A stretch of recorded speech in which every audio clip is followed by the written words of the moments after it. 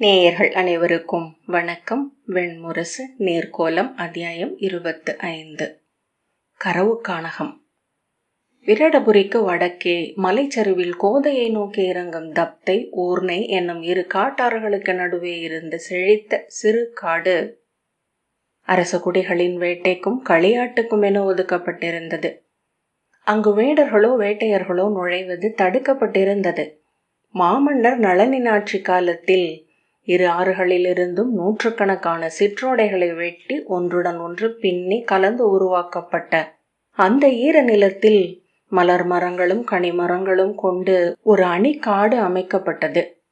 பின்னர் காலத்தால் மறக்கப்பட்டு விராடபுரி உருவான போது சுவடிகளிலிருந்து கண்டறியப்பட்டு மீட்டெடுக்கப்பட்டது அது. தப்தோர்ணம் சிறு யானைக்கன்று சினம் கொண்ட வேழம் என்றாவது போல செறிந்த பச்சை நுரை குவியல் என வானின் கீழ் நின்றிருந்தது. வெய் கதிர்கொடிகள் நுழைந்திறங்க முடியாத பச்சை இருள் நிறைந்த அந்த அடர்வுக்குள் வாழ்ந்திருந்த யானைகளும் கரடிகளும் சிறுத்தைகளும் அரச படையினரால் வேட்டையாடப்பட்டும் துரத்தப்பட்டும் முழுமையாக அகற்றப்பட்டன. விழிக்கிணிய மான்களும் முயல்களும் அன்னங்களும் மயில்களும் கிளிகளும் கொண்டு வந்து நிரப்பப்பட்டன.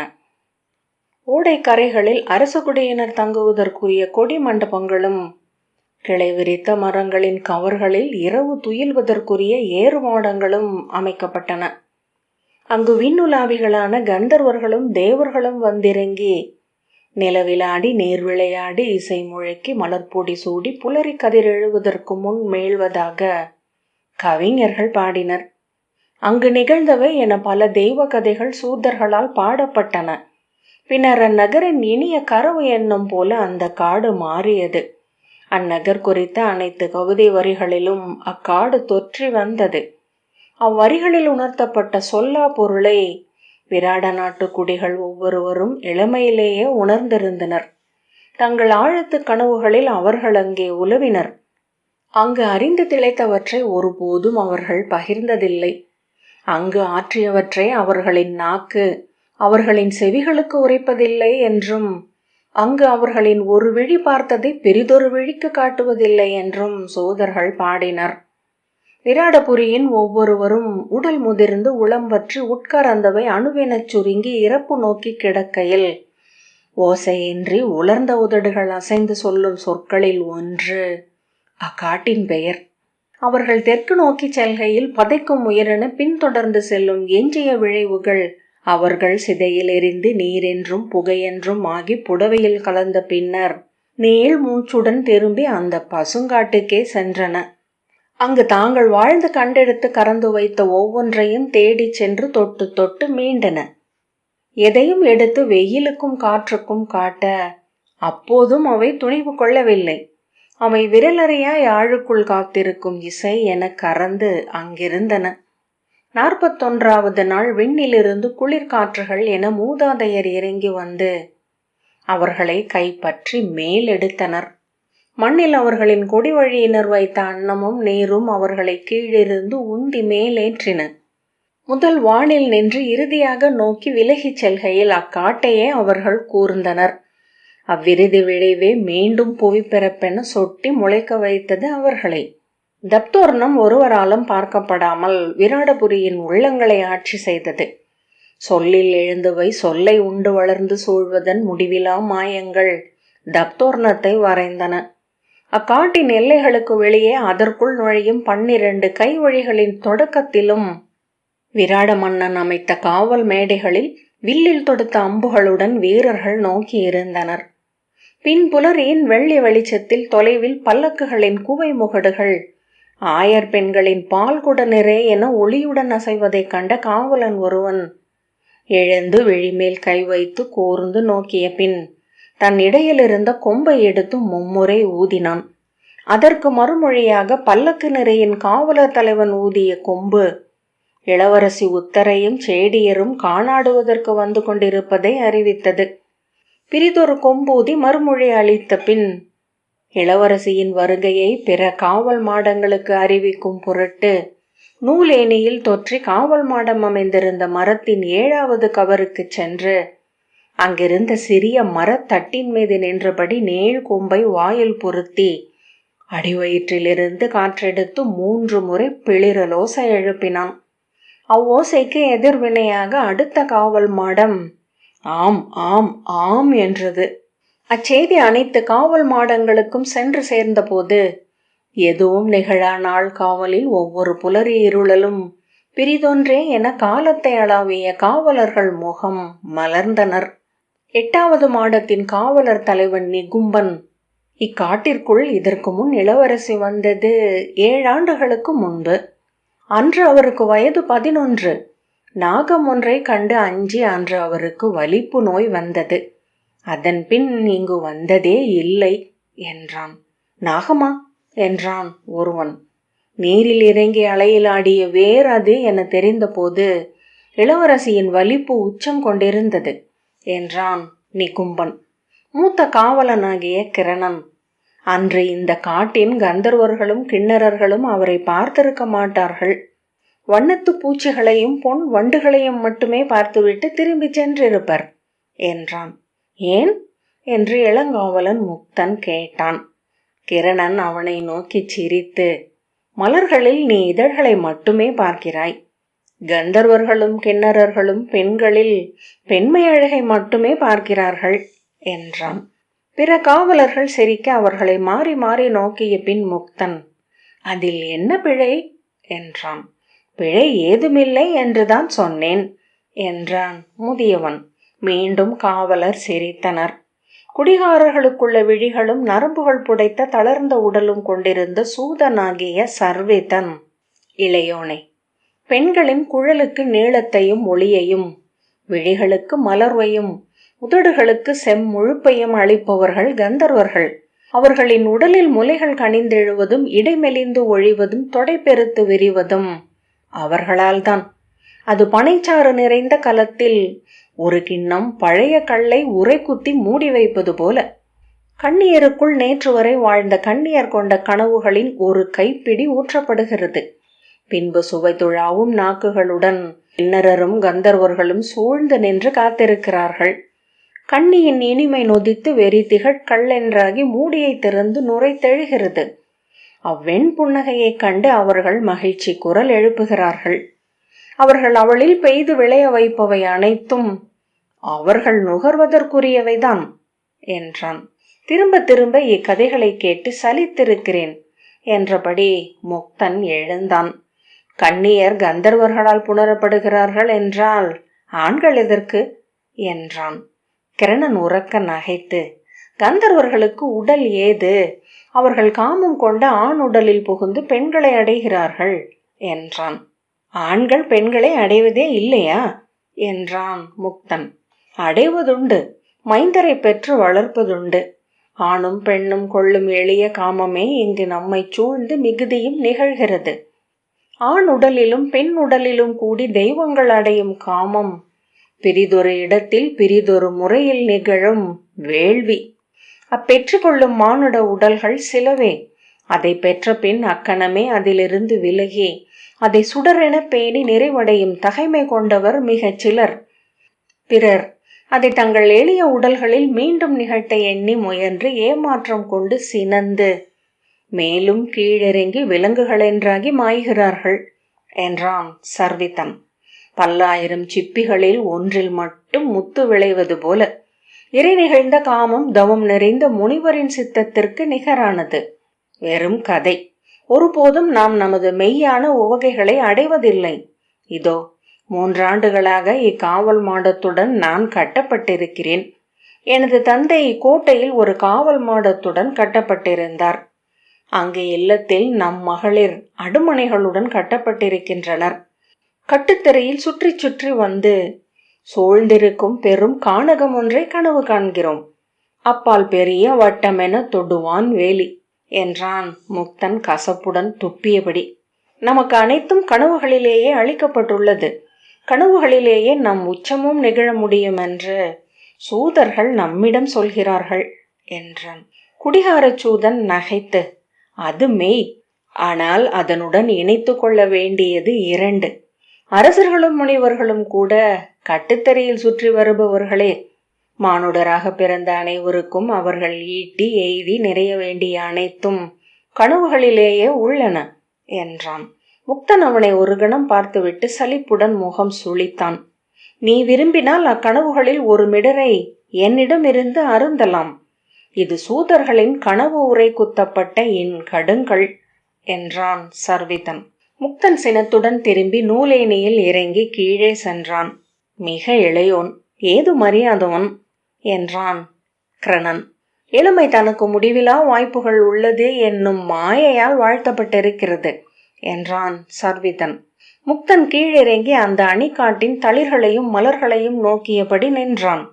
எங்கும் உள்ளன தளிர்களும் மலர்களும். இக்காட்டிற்குள் அவை ஒவ்வொன்றும் சொற்களமணிகளுமாக நிற்கின்றன. இங்குள்ள ஒவ்வொன்றும் பொருள் கொண்டதாகின்றன. இது முன்பெப்போதோ கவிஞர் சொல்லில் எழுப்பி பின்னர் தெய்வங்களால் மண்ணில் ஏற்றப்பட்டது என்கின்றனர். சொல் திரண்ட பெருங்காவியம் என ஒற்றை மெய்மையை உணர்த்தி நிற்கிறது என்கின்றன. 2 ஆண்டுகளாக அக்காட்டின் எல்லையின் ஊடாக அவன் சுற்றி வந்தும் கூட ஒரு முறையேனும் உள்ளே சென்றதில்லை. அதன் மேல் தெற்கு காற்று அலை எழுப்பி சுழன்று வருவதை கண்டதுண்டு. நிலவு குளிர்ந்து இறங்கி சூழ்வதை, பனிவெண்மை மூடி காடு முற்றிலும் மறைவதை, அனைவரும் துயில முழங்கால் கட்டியமர்ந்து முழு இரவும் நோக்கி அமர்ந்ததுண்டு. முதற் புலரி ஒளியில் இலை நுனிகள் வேல் கூர்கொள்வதை, மலர்கள் அனலென பற்றி கொள்வதை, சுனைகள் விழி திறப்பதை பார்த்து நிற்கையில் ஒரு முறையேனும் அனைத்து தலைகளையும் உடைத்து கொண்டு அதற்குள் இறங்கி செல்ல வேண்டும் என்று தோன்றியதுண்டு. அது தடை செய்யப்பட்டுள்ளது என்று அவன் தோழனாகிய தீர்க்கன் சொன்னான். அரச தடை மட்டும் அல்ல, தெய்வங்களின் தடையும் கூட. அரச தடையை மீறி அதற்குள் சென்ற பல குடிகள் உண்டு. அவர்கள் அனைவரும் சித்தம் பிறழ்ந்து சிரிப்பும் அழுகையும் என கொந்தளிக்கும் நிலையிலேயே மீட்கப்பட்டுள்ளனர். அவர்களை அரசர்கள் தண்டித்ததில்லை. இங்கிருக்கும் தெய்வங்கள் ஆணையிடுவதென்ன என்பதை பிறர் அறியட்டும் என்பதற்காகவே அவர்கள் விட்டு வைக்கப்படுவார்கள். நமது தெருவிலேயே 10 ஆண்டுகளுக்கு முன்பு ஒருவர் இருந்தார். பதறும் விழிகளுடன் சிரித்தும் அழுதும் கொப்பளித்தபடி கைகளை வீசி நடனமிட்டபடி தெருக்களை சுற்றி வருவார். சற்றேனும் சித்தம் மேல்கையில் மது தேடி அலைவார். குடித்து மூக்கு வழிவார சாலையோரத்தில் கிடக்கையில் புரியாத மொழியில் எதையோ சொல்லி கை சுட்டுவார். அந்த பெரும் பித்து அவ்வாறே உறைந்து நிற்க ஒரு நாள் தெருமுனையில் இறந்து கிடந்தார். காட்டின் களிமயக்கால் கொல்லப்பட்டவர் அவர் என்று என் தந்தை எனக்கு சுட்டி காட்டி சொன்னார் என்றான். அங்கு செல்வது அடாது என்றார் எந்தை. 1000 கைகளால் அது நம்மை அள்ளி இழுக்கையில் அன்னையை, தந்தையை, குடியை, குலத்தை எண்ணி ஒழிய வேண்டும் என்றார். நான் அது ஏன் நம்மை இழுக்கிறதென்று தந்தையிடம் கேட்டேன். ஏனெனில் நாம் அங்கிருந்துதான் வந்துள்ளோம் என்று தந்தை சொன்னார் என்றான் தீர்க்கன். காட்டின் எல்லையென அமைந்த ஊர்னையின் உயர்ந்த கரையின் நீர்மருத மரங்களின் வேர்களின் ஊடாக தாவி சென்று கொண்டிருக்கையில் முக்தன் அச்சொற்களை நினைவு கூர்ந்தான். அங்கிருந்துதான் கிளம்பி இருக்கிறோமா என்ன? ஒரு கணம் ஏதோ அயல் தொடுகை என உளம் சிலிர்க்க அவன் திரும்பி பார்த்தான். மலைகளை முலைகளாக கொண்டு கோதையை ஆடை என அணிந்து நீரோடைகள் நரம்புகள் என பின்னி பரவி இருக்க மல்லாந்து கிடந்த அந்நிலமகளின் தொடையிடை சிறு கருங்காடு என்று அது அவனுக்கு தோற்றம் அளித்தது. ஓயா ஊற்றுகள் சதுப்பென அமைந்த நிலத்திற்கு மேல் எழுந்த வரனுரல் அறியா பசுஞ்சோலை. 3வது காவல் மாடத்தை அடைந்த போது மேலிருந்து தீர்க்கன் கையசைத்து அழைத்தான். முக்தன் 2 கைகளையும் வாய் அருகே குவித்து என் பணி முடிந்தது என்றான். மேலே வா என்று தீர்க்கன் கூவினான். முக்தன் தொங்கவிடப்பட்டிருந்த வடத்தை பற்றி அதன் முடிச்சுக்களில் கால் வைத்து விரைந்தேறி காவல் மாடத்தை அடைந்தான். அங்கு இருவர் வாய் திறந்து எச்சில் கோடுகள் பாறையின் காய்ந்த ஓடைகள் என வெளுத்து தெரிய துயின்று கொண்டிருந்தனர். தீர்க்கன், நேற்றிரவு எனக்கு துயில் நீக்க பணி என்றான். இவர்கள் விழித்தெழவில்லையா என்று அவன் கேட்டான். நேற்று மாலையே கள் அருந்த தொடங்கினர். நள்ளிரவில் ஒரு முறை விழித்து கொண்டு மீண்டும் அருந்தினர். வெயில் முகத்தில் படத் தொடங்கிவிட்டது. உண்மையில் இப்போதுதான் ஆழ் துயிலுக்குள் சென்றிருப்பர். எனக்கு வேறு வழி இல்லை என்று தீர்க்கன் சொன்னான். கைகளை நெளித்து சோம்பல் முறித்து, நான் காலை கடன்களை கழிக்க வேண்டும், சற்று உணவருந்த வேண்டும் என்றான் தீர்க்கன். சென்று வர வேண்டியது தானே? இவ்வேளையில் ஒரு காவல் மாடத்தில் எவரும் இல்லை என்றால் என்ன என்றான் முக்தன். இங்கு நான் பணிக்கு வந்து 1.5 ஆண்டுகளாகின்றன. இன்று வரை இக்காட்டிற்குள் எவரும் நுழைந்ததில்லை. கீசகர் நான் இங்கு வருவதற்கு 3 மாதங்களுக்கு முன்புதான் வேட்டைக்கு வந்தார் என்கிறார்கள். நான் எதையும் பார்த்ததில்லை என்றான் தீர்க்கன் சலிப்புடன். காட்டிற்கு காவலிடப்பட்டிருப்பது பாரத வருஷத்திலேயே இங்குதான் என்று எண்ணுகின்றேன். ஆனால் எப்படியாயினும் இது அரச பணி. ஆணையிடப்பட்டதை நாம் நிறைவேற்றியே ஆக வேண்டும். முக்தன், ஆம் ஆம், அந்த உணர்வுக்கு பழகி இருக்கிறோம் என்றான். இன்று காலை நானும் இந்த வீண் நடிப்பை ஏன் தொடர வேண்டும்? இவர்களை துயிலவிட்டு கீழிறங்கி சென்று நீராடி உணவுண்டு நிழலில் சற்று ஓய்வெடுப்போம் என்றுதான் எண்ணினேன். அவ்வெண்ணம் எழுந்து சில கணங்களுக்குள்ளேயே இளவரசி கான் நுழையும் கொம்போசை எழுந்தது என்றான் தீர்க்கன்.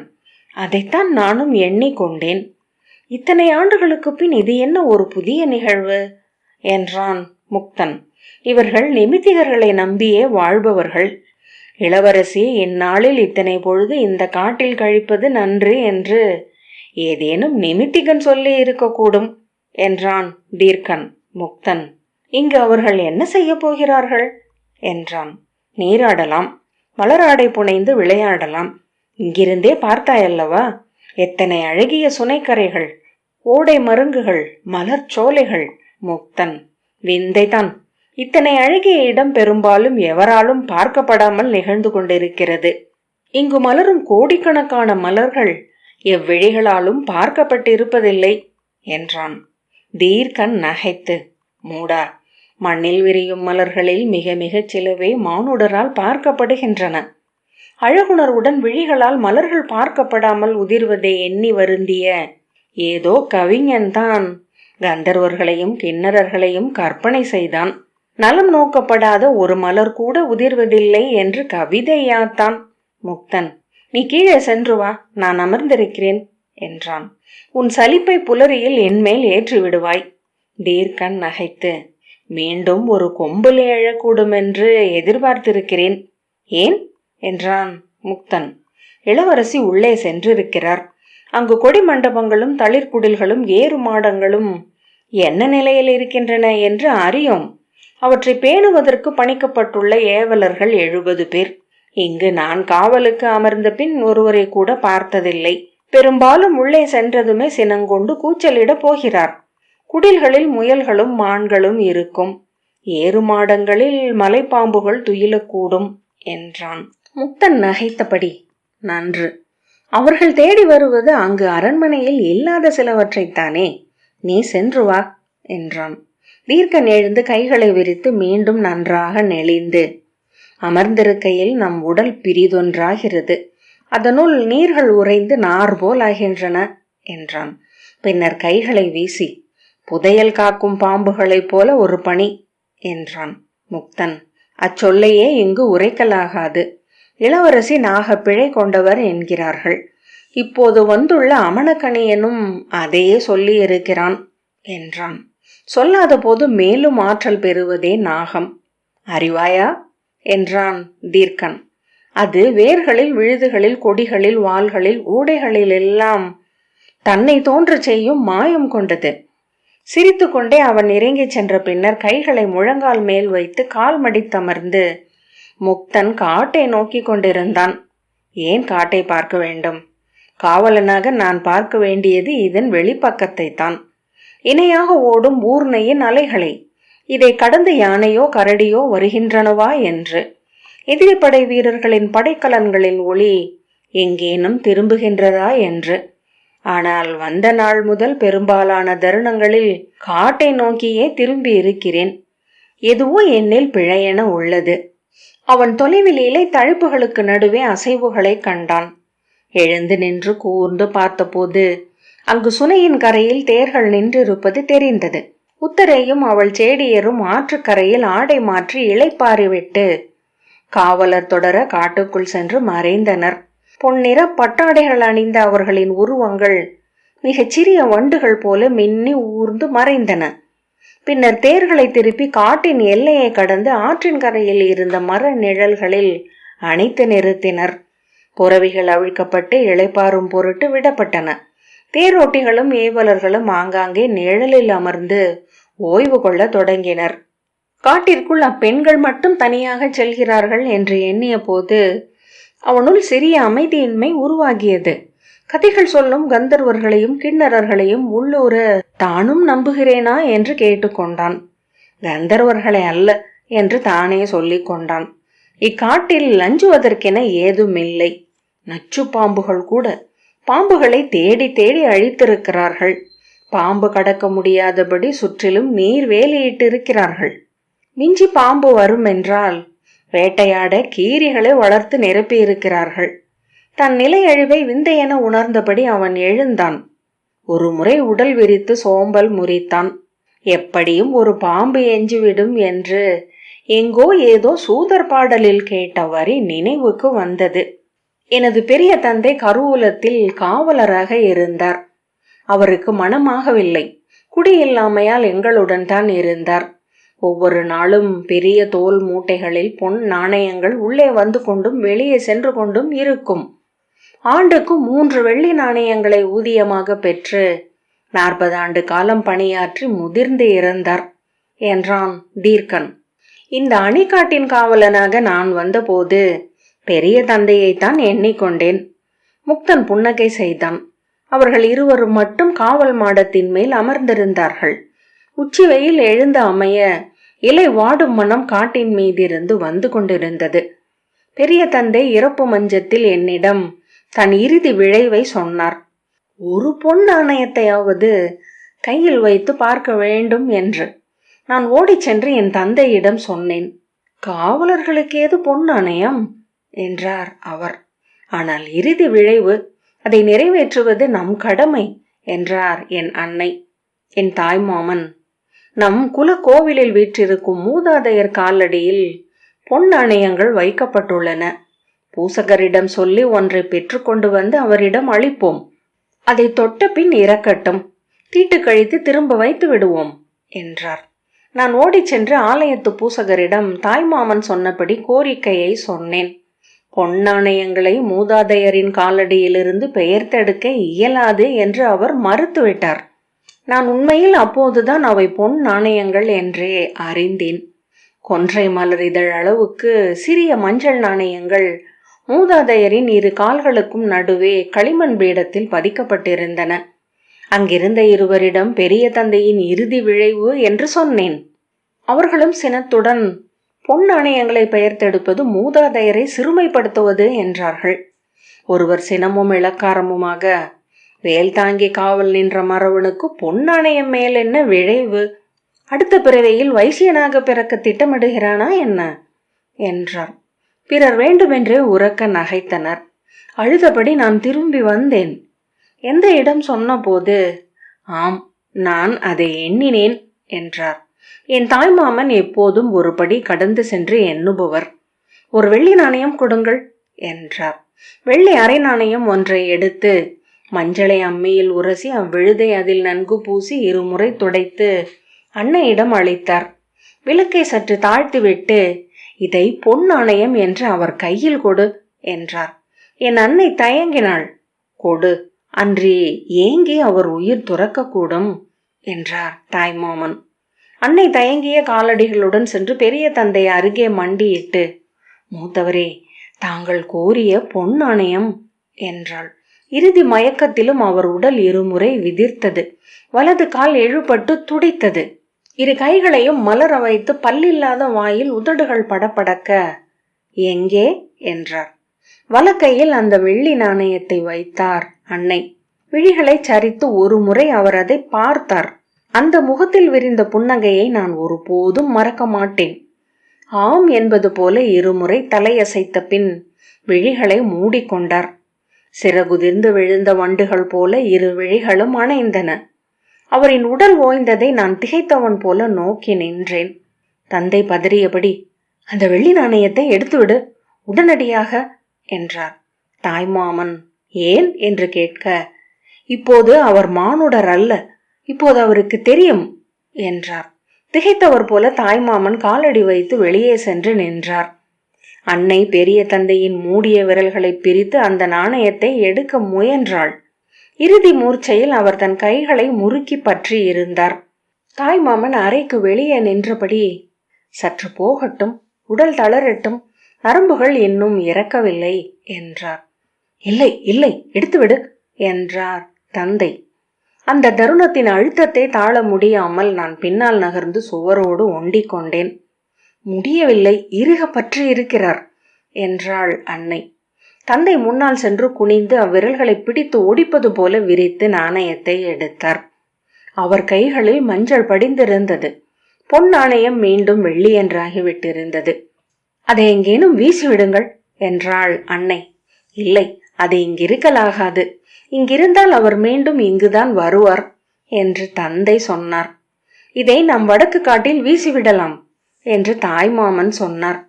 என்ன சொல்கிறாய் என்று தந்தை கேட்க, அவர் அங்குதான் செல்வார் என்றார். என் தாய்மாமன் அப்போது இந்த காட்டின் காவலராக இருந்தார். அந்த நாணயத்தை ஒரு சிறு மர குலுக்கையில் போட்டு குல தெய்வத்தின் கோயிலில் ஒரு மூலையில் கொண்டு ஒளித்து வைத்தார். மூத்த தந்தையை சிதையேற்றி நீராடி ஊன் நீத்து துயிலொழிந்து மறுநாள் பாலூற்றி நினைப்பொழிந்த பின் அந்த சிமிழை எடுத்து வந்து தன் காவல் மாடத்தில் நின்றபடி மும்முறை தலைக்கு மேலே சுழற்றி உள்ளே வீசினார். இந்த காட்டில் எங்கோதான் அது இருக்கிறது. முக்தன் சிரித்தபடி, ஆம், அப்படி ஒரு வழக்கம் இங்கு உண்டு. இறந்தவர்களுக்குரியவை என்று கருதப்படும் பொருட்களை இங்கு கொண்டு வீசுகிறார்கள் என்றான். தீர்க்கன், சில நாட்களுக்கு பின் என் அன்னைக்கு ஒரு கனவு வந்தது. பூத்துச் செறிந்த அணி காடொன்றுக்குள் அவள் சென்று கொண்டிருக்கிறாள். இலைகளை விலக்கி புதர்களை கடந்து தரையெங்கும் மஞ்சள் மலர்கள் பொழிந்து மூடி இருக்கின்றன. அந்த மலர்களை கைகளால் அகற்றி அகற்றி அவள் எதையோ தேடினாள். ஒரு இடத்தில் கொன்றை மலர் ஒன்று கைக்கு சிக்கியது. கையில் எடுத்த போது அது மலர் அல்ல, உலோகம் என்று தெரிந்தது. ஒளிக்காக அங்குமிங்கும் திருப்பி அதை பார்த்தாள். கூர்ந்து நோக்க நோக்க அது மங்கலடைந்து கொண்டே சென்றது. ஆனால் கைகள் சொல்லின அது பொன் நாணயம் என்று.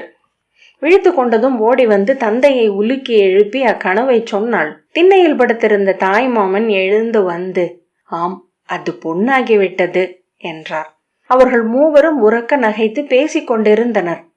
பாயில் எழுந்தமர்ந்து நான் அவர்களின் உவகையை பார்த்து கொண்டிருந்தேன். பெரியவர் இருந்து 12 நாட்களுக்கு அவர்களை பேரிட என ஏறி அழுத்தி கொண்டிருந்த ஒன்று எழுந்து மறைந்ததன் விடுதலையை கொண்டாடி கொண்டிருந்தார்கள். அவர்கள் இருவரும் சில கணங்கள் சொல்லின்றி வேறெங்கோ விழிநட்டு அமர்ந்திருந்தார்கள். தீர்க்கன் எழுந்து, இன்றிரவும் எனக்கே காவல் பணி, நான் சற்று துயில்கிறேன் என்றான். நான் விழித்திருக்கிறேன், நீ துயில் கொள் என்றான் முக்தன். நீர்க்கோலம் 25வது அத்தியாயம் இத்துடன் நிறைவு பெற்றது. நன்றி.